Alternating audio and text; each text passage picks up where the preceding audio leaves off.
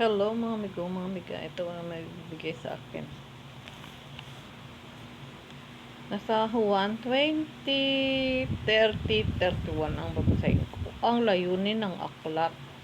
Marami pang kababalaghang ginagawa si Jesus na nasaksihan ng mga alagad, ngunit hindi natatala sa aklat na ito. Ang mga natala rito ay sinulat upang sumampalataya kayong si Jesus ang Mesiyas, ang anak ng Diyos, at sa gayoy magkaroon kayo ng buhay sa pamamagitan niya.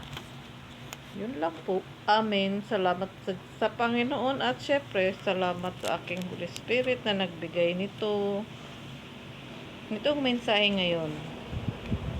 Salamat uli. God bless everyone. Yan lang po binigay sa akin.